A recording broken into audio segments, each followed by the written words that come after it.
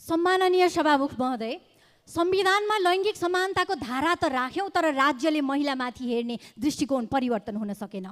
स्वास्थ्य मन्त्रालयमा नयाँ स्वास्थ्य सचिवको नियुक्ति भएको छ। सिफारिसको आधारमा, वरिष्ठताको आधारमा 1 नम्बरमा हुनुभयो कि डाक्टर सङ्गीता मिश्रलाई पन्छाएर अर्कैलाई सचिव नियुक्ति गरियो। क्याबिनेटले यस्तो निर्णय किन गर्यो? पुरुष मन्त्रीले महिला सचिवसँग कामै गर्न नसक्ने हो कि महिला नेतृत्व स्वीकार नगरिएको हो? प्रधानमन्त्रीज्यू, स्वास्थ्य मन्त्रीज्यू र सामान्य प्रशासन मन्त्रीज्यूसँग यो संसदले जवाफ माग्नुपर्छ। म सभामुख महोदय मार्फत माग गर्दछु। संविधानमा आमाको नामबाट नागरिकता दिने प्रावधान त राखियो, तर विधेयक ल्याउँदै गर्दा बुबाको ठेगाना नभएमा, लापता भएमा, सोघोषणा गरिएमा भन्ने जस्ता प्रावधानहरू, शर्तहरू राखियो जुन बुबाको समान छैनन्।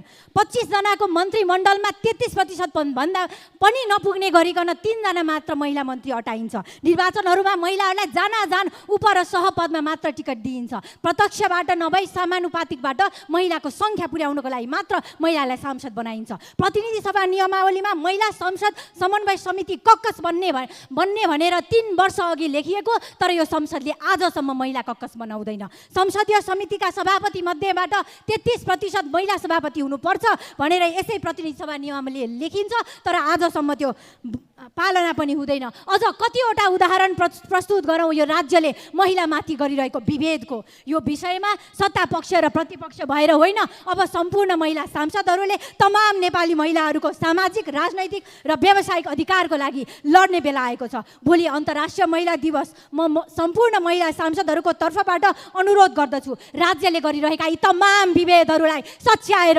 लैङ्गिक समानताको उदाहरण यो संसदले प्रस्तुत गरोस्। महिला समानताको लागि अब समानताको नारा मात्र होइन, अभिभारा यो राज्यले बोकोस्। यो सुरुवात यसै संसदबाट, सिंहदरबारबाट गरियोस्। धन्यवाद।